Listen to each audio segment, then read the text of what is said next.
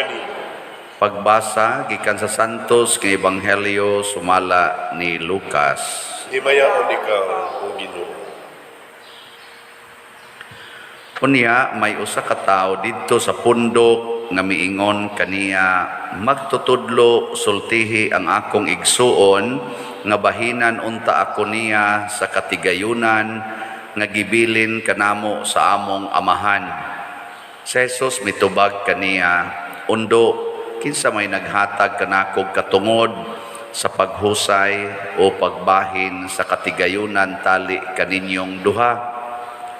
Og mipadayon siya pagsulti kanilang tanan, pagbantay kamo og likay ninyo ang bisan unsang kahakog, kay ang tinuod nga kinabuhi sa tao wala diha sa mga butang nga iyang gihuptan bisan unsa pa siya kadato. Unya misugilon si Jesus kanila niining sambingaya, dihay usa kadato nga mayuta nga maayog abot. Namalandong siya, wala na ako'y kabutangan sa tanan kong abot. Unsa may angay kong buhaton? Kini mao ang akong buhaton. Mingon siya sa iyang kaugalingon, gubon ko ang akong kamalig ug magtukod ako og labi pang dako. Diin akong tigumon unya ang abot ug ang uban kong mga kabtangan. Unya moingon ako sa akong kaugalingon, pagkapalaran nimo undo, anaa na kanimo ang tanang mga butang nga imong gikinahanglan alang sa daghang katuigan. Pagpahayahay na lang, kaon, inom ug paglipay. Apan ang Dios miingon kaniya, oy buang, niini gayong gabhiuna ikaw mamatay. Unya kinsa may makapanag-iya ni anang tanang butang nga imong gitigom alang sa imong kaugalingon. Unya mitapos si Jesus pag-ingon, mao kini ang mahitabo kanila nga magtigom og mga bahandi alang sa ilang kaugalingon, apan dili dato sa atubangan sa Dios. Ang Ebanghelyo sa Ginoo. Dayon ikaw, O Kristo.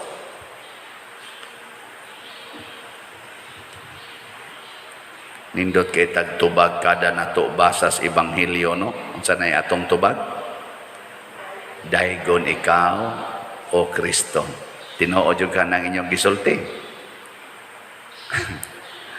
Unsaon man nato pagdaig si Kristo, atong sundon ang iyang gisulti. Sa ato pa ang Ebanghelyo, atong sundon, nya ningon man diri, ayaw gyud mo pagtigom og bahandi. Sunod mo ani. Ingon mo daygon ikaw, O Kristo. Nya di man lagi di mo sunod. Unsa may mahitabo kung magsigi kag daig sa imong asawa, nya dili nimo sundon ang iyang gusto. Unsa may mahitabo, malipay siya o masuko. Pero sige kag daig niya, pero supakon lang gid nimo ang tanan niyang gisulti. Suko ka o malipay? Masuko siya o malipay? Uy, tubag. Sige, di man ka mo gusto og banahay, arita sa ginikanan imong anak, siging daig nimo. Unya ang tanan nimong isugo, supakon gyud. Pero sige siya daig nimo, nga nice kay ka. Pero di gyud siya mosunod sa imong isulti, sige lang yung supak. Saman, ikaw ginikanan, malipay ka, dili. Magduda na kas iyang mga pagdaig, no? Mora sana, lingi ako no imong tupad. Ing natinood jud kang mudaig sa Ginoo. Daygon jud ka ang Ginoo. Una si Saint Ignatius of Antioch, gidaig niya ang Ginoo pinaagi sa pagsunod sa kinabuhi ni Kristo nga nagpakamatay para nato. Daghan man ni siya mga suod kay bishop man ni siya niya kaning sikat sa ni siya nga pagkatao sa gobyerno. Daghan influential ba nga tao. Hasta gani sa emperor, kaila siya, nailhan siya, maubitang gikan sa Antioch, gipada siya sa Roma, kay ilado man, ilado. Gusto sad nga ang emperor nga nag-martyr niya, Trajan man siguro to, Emperor Trajan, gusto sad niya nga ipakita sa mga tao nga wa ko'y giila. Bisan pag inila nga tao, akong patyon, basta mo sunod mo sa Ginoo, patyon ta mo. Nya, naagid siya mga amigo dito. Unsa may gisulti niya, iyang gipadadag suwat.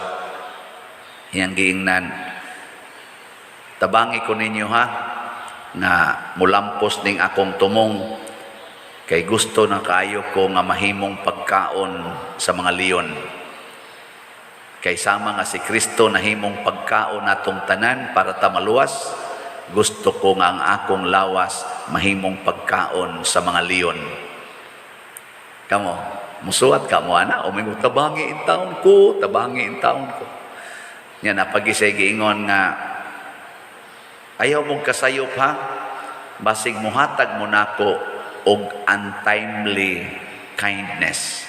Kana bang kaayo nga wa maigo sa saktong panahon.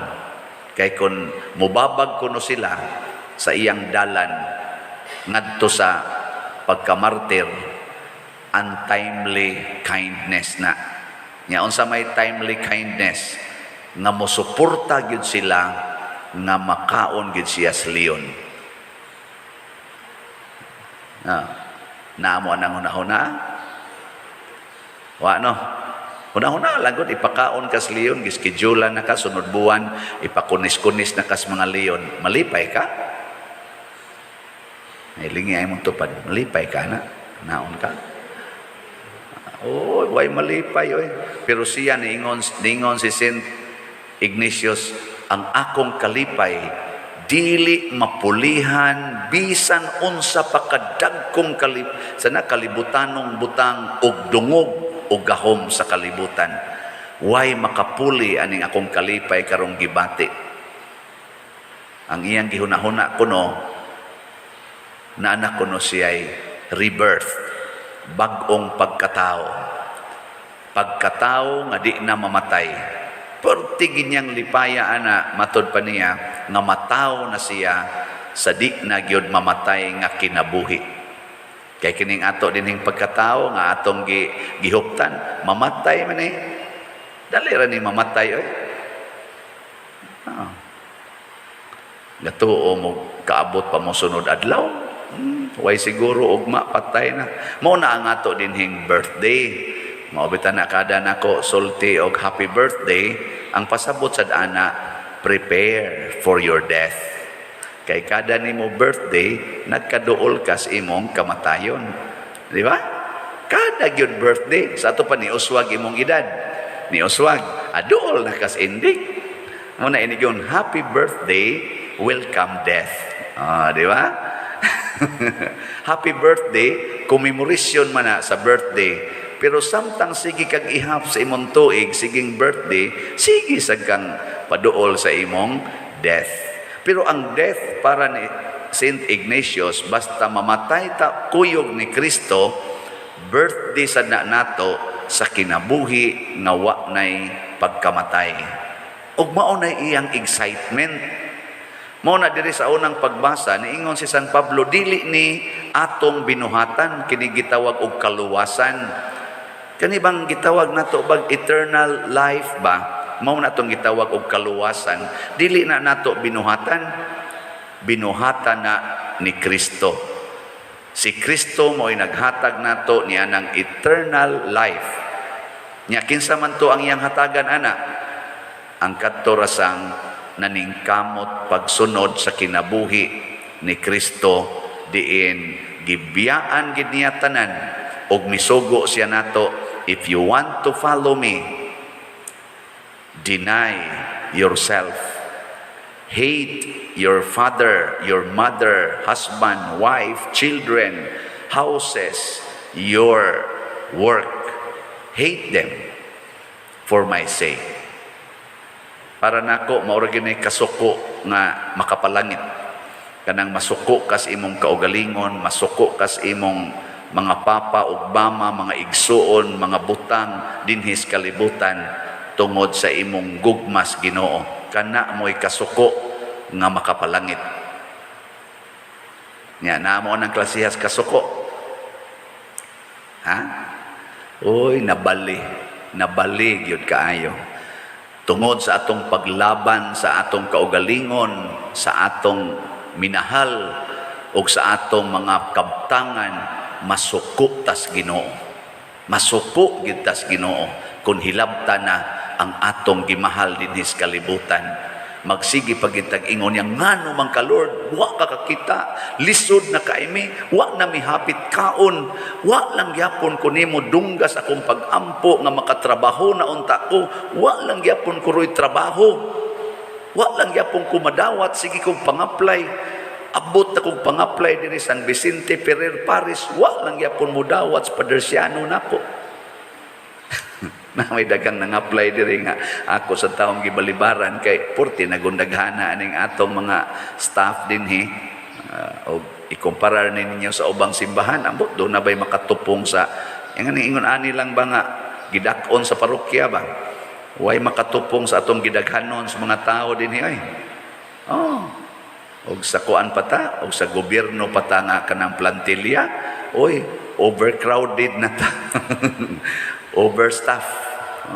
Kay sinan nga na 20 ka buok dinhi sa ato 20 ka buok onya plus pa sa atong mga kanana ang mga regular nga worker duha ka buok o naapagi uban nga di na duha oy nga upat man siguro nana di wa na 24 na punaan pas duha ka buok pare na 26 na punaan pa ni ato mga panday dinhi nga mga 20 sad ka buok 46 na mao na ato dinhing staff nya og ig-apply nga matay wa na gyud hurot na gyud kolekta ta ni unya magmahay ka sa Ginoo na ayaw mao nang panahon na mudaig tas Ginoo salamat Lord wa koy trabaho salamat Lord wa ko'y kwarta, liwat na kunimo. Salamat Lord, niya na ko'y sakit nga stage 4, hapit na ta magkita. Mura nagsi St. Ignatius ba? Naingon siya, ay yung ko ninyo lipat-lipata. So doon na naman to siya schedule. Unsang adlaw siya ipakaon sa mga leon. Ingon siya, madayon gani ang pagpakaon ako ngadto sa mga leon, akong tuhuan nga nagampo mo para sa akong kaayuhan. Ano yung giingon? Mapostpone gani ang schedule ako ng sabton nga nagampo mo para sa akong kadautan. Kamo na? Labi nagyog dili madayon ang pagpakaon ako sa leon, inyo nagyog kong gibanlod sa kadautan. Matod pa niya, great harm you inflicted in my life. Sunang nga na? Linduta, no? Kana bang mayong ka ba nga mopalit yung kog slot magampo gani mo nga di ko ni idayon inyo kong gibinuangan mo na inig-ingon sa bana palit kog slot day pila may imong paliton 4 ka dops o 5 ka dops o napo ka kaning MMTL sa pila man tanan 10,000 unya ang atong bayaran nas kuryente ang atong tuition sa mga bata nga sobra pa manggani nag 10,000 imo lang nang ihatag dito simbahan unya di na hinuni ka eskwela atong mga anak ingon dayon ang imong bana I hate them for Jesus sakto ka na dili oy tubag sakto dili nya idayon gid niya palit diri wa dayon ka eskwela imong anak hunong eskwela siging hilak kay wa na ka eskwela nya putlan pagyud mo kuryente putlan pagyud tubig ana unsay imoy tawag sa imong bana naman buotan o danghag oy tubag may ingon ka buang ka wakay kwenta irresponsable ka nagpadaka ng sulti-sulting Padersiano ana wakay ayo ana awayon tigay nimo tanawa unsay nitabo karon wa na tay tubig wa na tay kuryente imong gipalit dito Nya pagkasunod adlaw nataktak pag siya sa trabaho. Ana. Unsa may imong bation? Magmahay ka no. Oh, kana kung ikaw nahigugma sa mga butang sa kalibutan. Mo na ningon si Kristo diri sa atong ebanghelyo, likay gid ninyo ang bisan unsang kahakog. Unsa man ang kahakog? Kana bang gugma sa butang sa kalibutan nga makig-away gyud ka, makigpatay gyud ka tungod sa imong gugma sa butang sa kalibutan. Kana bang naagid ta mo salig sa mga butang sa kalibutan aron ta maluwas. Muna ningon si San Pablo diri sa atong unang pagbasa, kining kaluwasan nga tinud-anay dili ni buhat sa tao bisag unsa pa kakadato di kakapalit og kaluwasan. Way kaluwasan nga mapalit bisan paghurot-hutdon pa nimo tanang bahandi. Matud pa ni Jesus, mag-unsa man kun maangko nimo ang tanang bahandi sa kalibutan, pero in return mawagtangan kag kinabuhi. Di ba? Muna og ako pa, ikaw asawa ka nya imong bana ingon anig batasan, suportahi gyud. Suportahi gyud. Sige dong, palit ngadto slot. Bahala nagwa natay kaon dinhi. Bahala nag mga matay ta ipalit ginag slot. Ana, haron ini kamatay nato, di gid ta balibaran dito sa langit. Kay ngano man namatay tas gutom sa pagtabang nato sa simbahan. Arang-arang nalanig jotay dong sa gibuhat ni Saint Ignatius of Antioch nga iya yung gipakaon ang iyang kaugalingon sa mga leon. Wa ra siya mopalit og slot, wa ra niya biyai ang iyang pagkaobispo, iya pag yung gihimo ang iyang kaugalingon nga kunis-kunison sa mga leon og usap-usapon hastang iyang bukog. Layo ra kaining atong gibuhat. Igo ra tang naputlas kurente pero wa maputol ang atong mga ugat sa atong lawas. Igo ratang naputlas tubig pero wa mohubas ang atong dugo diha sa pagpaagas para sa kaayuhan sa simbahan. Di ba? Gilingi ana imong tupad. Namuuyon ka ng analysis ni Father. Di ka na binuang. Ambot lang ninyo. Kung sa tubag na to sa Salmo. Wa mo ayo. Gibuhat kita sa Ginoo, iyaha gayod kita. Dili kita mo itag-iya nato.